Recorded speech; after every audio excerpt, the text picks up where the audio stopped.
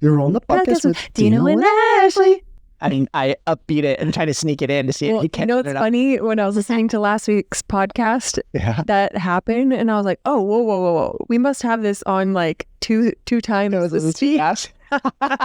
Because you and I just make it sound like that. Yeah.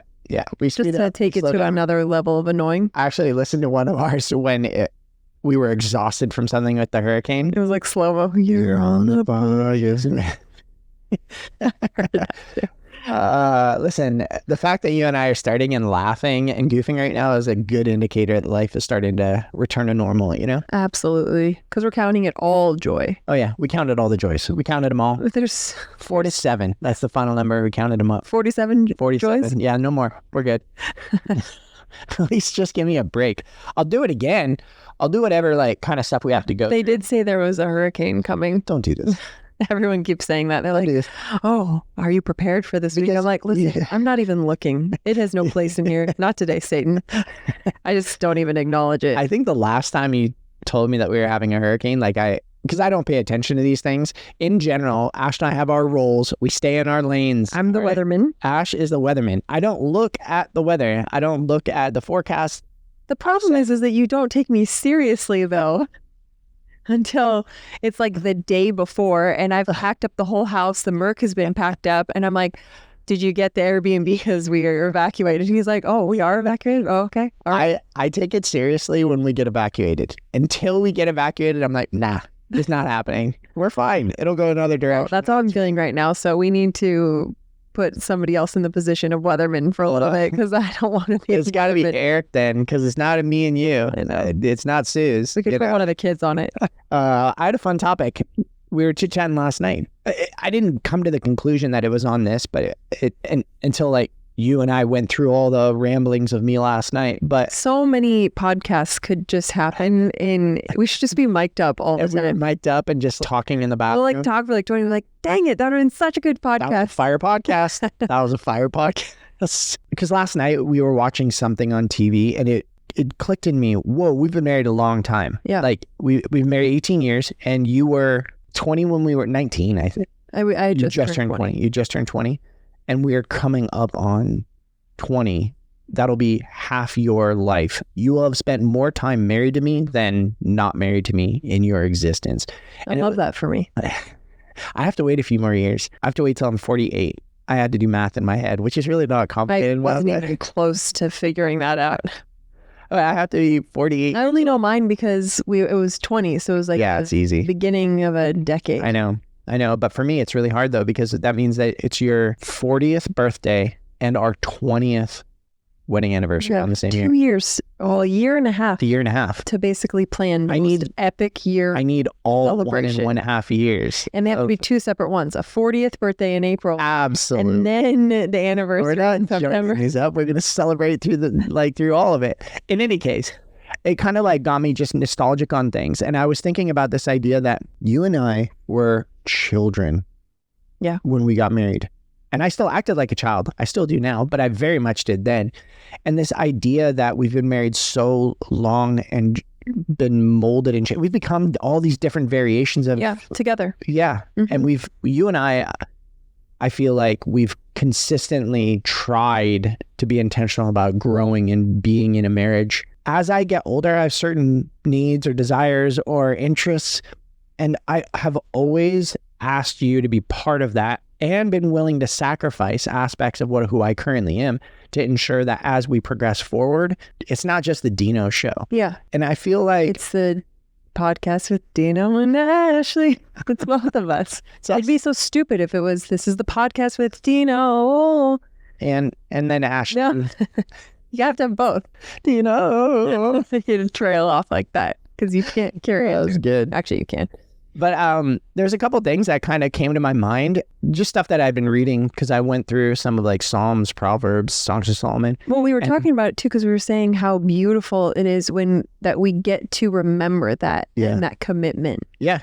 The fact that we said we would do something 20 years ago. We said we were going to commit our lives to each other. That's such a huge, crazy thing now, 18 years later, to think about the fact that you and I said when we were children, having barely known each other, barely. We were 3 weeks together when we got engaged. In 4 months, like, I have shoes that I owned longer than that. That's insane. And you and I said, hey, I'm going all in. I'm going to make this commitment with this person. And this is, not only are we going to do life together, but you and I have this mindset of there is no out. And I would definitely encourage other people, if, just total side note here, if you're, getting married or newly married or even old married, whatever, the concept should be there is no out.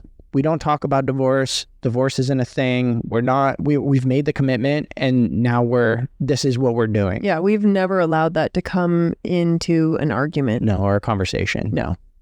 Because that would be like very hurtful. Yeah, I mean, if you think about it... Well, because it's meant to sting, too. We'd be using it as a weapon. Yeah. No, that's stupid. Well, you're entertaining an idea. Yeah. And... Well, that's the thing. It's either one or the other. Either you're entertaining the idea or you're just using it as a weapon. Yeah. And both are bad. Both are awful. The Bible says to take every thought captive, and that's absolutely one of them. You take that thought captive. You don't allow those types of thoughts to come in your mind. And for a long enough duration, you do that long enough, and you just, in your mind, say...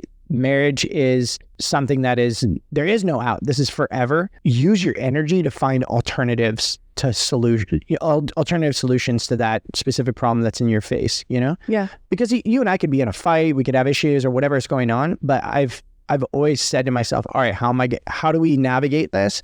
And me bailing and doing my own thing is definitely not one of those options. Yeah. To covet and love the wife of your youth.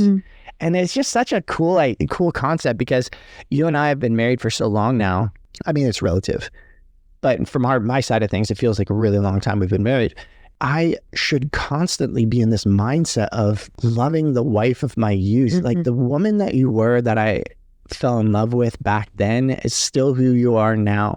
Yes, you and I have gone through crazy stuff together, and I've changed, you've changed, but you are still the woman that I'm first married, and I should just love that wife of my youth, I think that is seriously why we started this podcast, is to show people and remind people of that. Wouldn't you say? We made a commitment to one another and to love the wife and the husband of your youth, and to remember those early days of, just being infatuated, and everything was just so amazing because you had no troubles. But it actually can be better because it's better now. And because of the commitment we've made to each other and the intentionality we've brought into our marriage and allowing the Lord to change myself and to change you, and having a desire for that depth of intimacy. Yeah. So while we get to remember the youth version of us, that those people also are so far behind where you and I are at now. I know. Because we've put in the time in the work. And the decisions we're making now in our lives, are these things progressing us forward, or are they pushing us backwards? Are they holding us back? Yeah. There's a Bible verse and I'm going to butcher this one, but it's something to the effect of, when you go out and you set out for a travel, do you not count the cost of that travel before you embark on it? And the same would be applied to marriage. Did you not count the cost of what marriage would cost before you go and start to go down that path? Aspects of it are, there's a cost, and the cost is a personal sacrifice. There's aspects of things that I have to sacrifice to make it so that I can be in marriage. But there's so much to be gained. And I think that's what I was going to say earlier when it came to what you were just talking about, is that the world says, oh, you have to continue to sacrifice and lose to make it so that you can be in a marriage. And it's this leech on you, and you should really love yourself. And that's the message of the world. But God's message is, yes, you should sacrifice, but with sacrificing something from yourself, there's so much to be gained from it. And I don't want to look at it from the perspective of, oh, I made this commitment, therefore I have to stay in it. I have to sacrifice. I have to lose aspects of who I am to stay in this and get something out of it. Instead, there's the alternative perspective of, man, when you do sacrifice and you go into a marriage and you say, hey, I'm going to give up some of who I am, you're going to give up some of who you are to continue to be one together, there's so much to be gained from that. Yeah. And I can totally attest to the fact that you you and I, after 18 years of being together, there's so much more benefit out of it than I've had to give up. And yes, I have had to give up aspects of who I am. But if I really count the cost of those stupid things, they're just so nonsensical that some of the interests that I was in, and I go back to, you Like and I what? go back to like gaming and things like that, like my Tell us more. interests. All right. So on any given Saturday, I would like to wake up and play video games all day. But that, number one, that's not healthy, right? That's not good for me. There's no benefit of that. And instead I say, hey, how could I not do those things and then give you my attention for the day? And what could you and I do together for the day that we could go and find enjoyment out of? And instead of my hobbies, they're now our hobbies, the things that you and I like to go do together, Mm-hmm. And there's so much more joy in doing finding common interests and common things that you and I like to do versus just the things I like to go do by myself. And the fun part is there's certain things that we compromise on. There's things that you are very much interested in that I've not asked you to sacrifice and be like, hey, I don't want to do those things. I don't like this aspect of you. Instead, I've just say, hey, I'm interested in this. I'll go and do that with you. I'll go and walk around New York because you love food, and I'll eat a bunch of food with you and look at stuff. And I love that now. There's a transformation that you get in yourself when you go to God and say, hey, I would like to have more depth in my marriage, and I don't want to just be the Dino show. Yeah. I would like you to transform me into something that is more in alignment with an us than a me. Mm-hmm. And you gain so much out of it, you know? I feel like God has done that with me with like our sex life too. Ooh, really? Yeah. Tell me more, actually. What do you mean by that statement, actually? Actually. I just think that if there's a desire that you have in your heart, if there's some like gap or hole missing in your relationship and you're wanting to fill that gap, but you don't naturally have that there, it was the same thing for you, I had a desire for you working out, or just having some discipline in your life. Yeah. So then you prayed and you asked God for discipline. Yeah. And he showed you how to do that.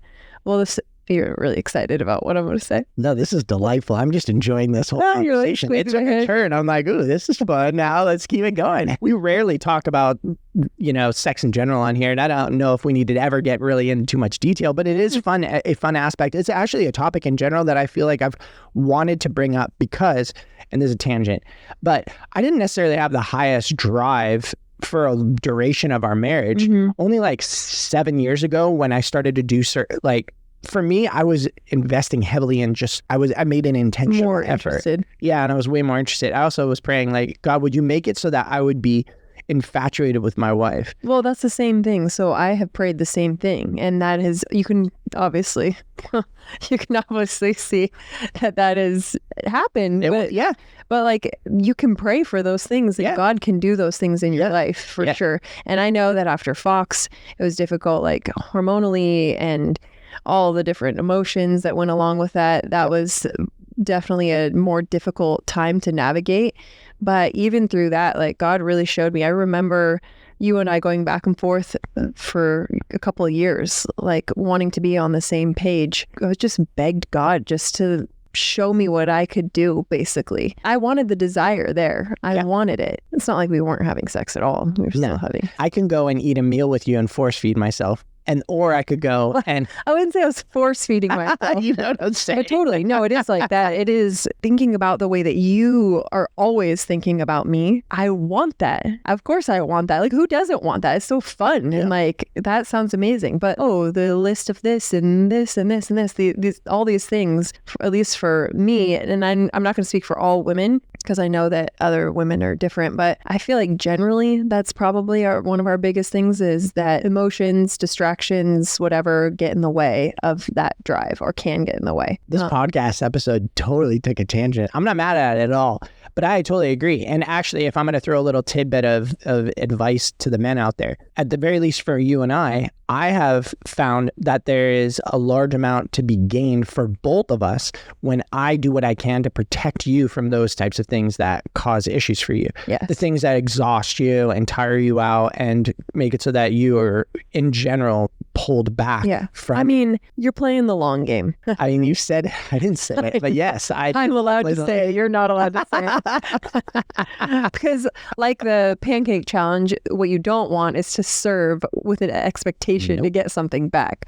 But you're not stupid in that you're playing the long game, and you realize if these are the things that are blocking this, then how can I help be a part of that and help unblock those things? Yes. You know?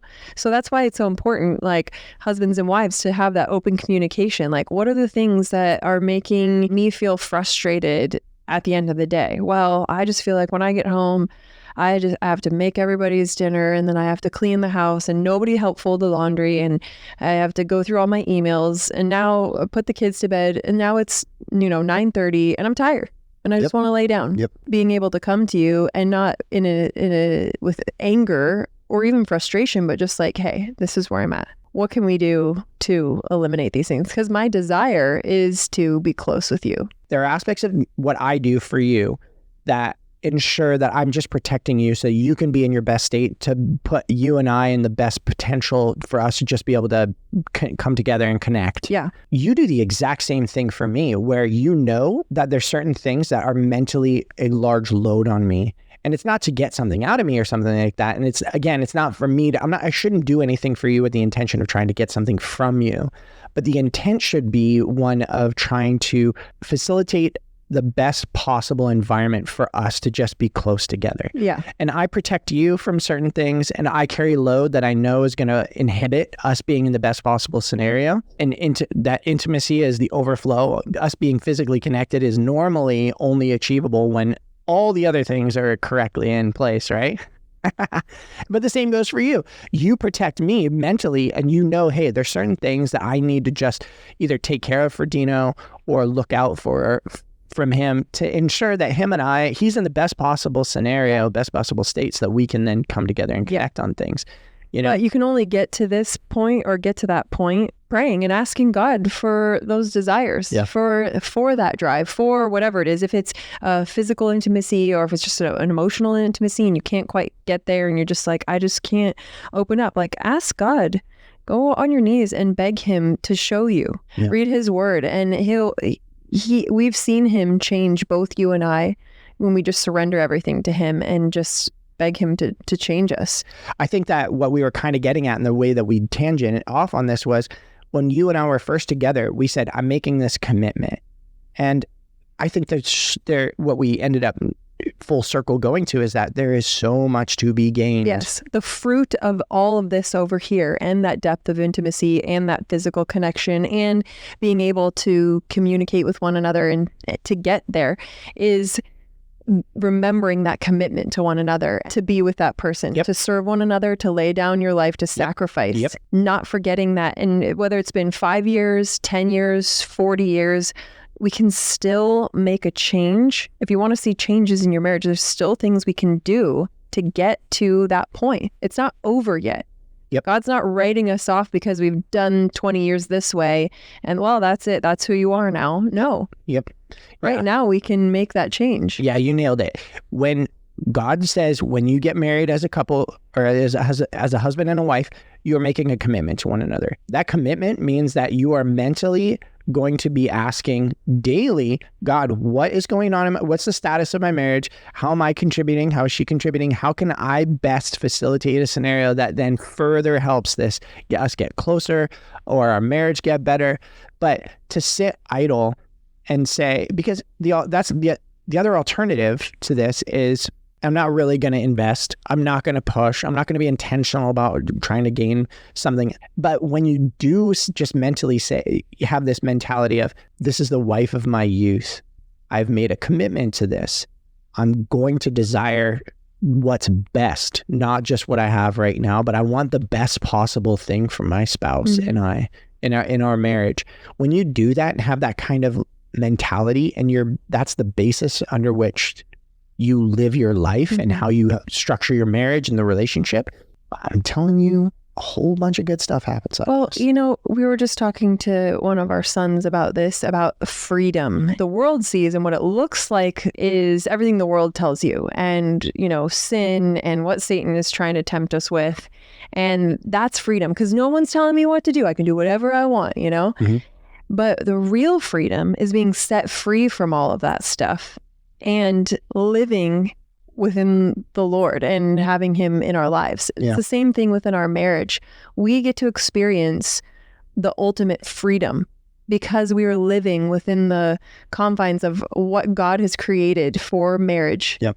It's just like on another level than what the world is experiencing. Yeah. You know? It's like absolutely. the same thing. I totally get it. I think that what we're both kind of getting at is that if you follow after what the scaffolding of how God's designed it, things go really, really well for you. Yeah. Yeah. And especially in marriage, God says, commit to this other person. The two shall become one. Love the wife of your youth. Love and adore and never forget this. And before you set out on anything, you are commanded to count the cost of what this is going to cost. And keep that in mind when you're going through your marriage. You said, I'm going to be married to you. I commit to this. The cost of that is personal sacrifice, and aspects of who I am need to die so that we then can continue to live. Yeah. But all of that comes with benefits. There's a huge amount to be gained by saying, I'm going to sacrifice who I am and you are going to do the same. And the two of us then will find and navigate this path together. What would you say is the thing that you're gaining? I mean, I basically said that, just like freedom, but what is like specifically, what would you say? This is such a good question. You and I always use this terminology of depth of intimacy, and it's really hard to be like, well, what is that? Because if a person's if they've been close with their spouse, but never really been like really, really intimate with their spouse, because it's you and I naked. It's not just naked from a physical perspective, but it's naked, like fully vulnerable and naked. Yeah. You get to see all of who I am. That means I have zero amount of cognitive load on who do I have to present to you? Yeah. Who do I have to show? What lies do I have to hide? What aspects of me am I going to show or not show? What were you laughing about? I need to know. What is it? You can't say it? Oh, now you have to. Well, how was that? Cut it out, though, if it's too inappropriate. The first thing that came to my mind before you said anything, and it just made me laugh, is like depth of intimacy is like, all I can think of is you're having sex and one of you farts and you look at the other person you look the other person in the eyes and you still love that person so much. You don't even skip a beat. There's no stopping the rhythm either. You laugh, whatever. It feels like this has happened. You're describing, like you're maybe describing something that actually happened. I don't know. Who farted? That's what everybody's wondering right now. Who farted? But do you know what I'm saying? I don't know what you're saying. No, I know what you're saying. I don't either. Yeah. Oh, okay. You don't know. Yeah. But that's what it is. It's like, it's in your rawest, most ugliest, dirtiest form, and not just sexually, but all the ways. Yeah. But that's just one of the ways, and that's one of the things you get to experience when you do the work, when you have that desire to have the depth of intimacy. That's depth of intimacy. Yep. That you know my character so well that it doesn't matter what I say or do because you know me. Absolutely. You know, I'm going to make mistakes, but there's so much grace. Yeah, there's nothing to hide. Mm-hmm. The idea of you like being naked with someone, physically intimate with them, and then like the allowing the most awful thing to be exposed out of you, you're so vulnerable. Yeah. And then for them to just be like, I don't care. Yeah, and you're like, oh, I love you. Yeah, I love you.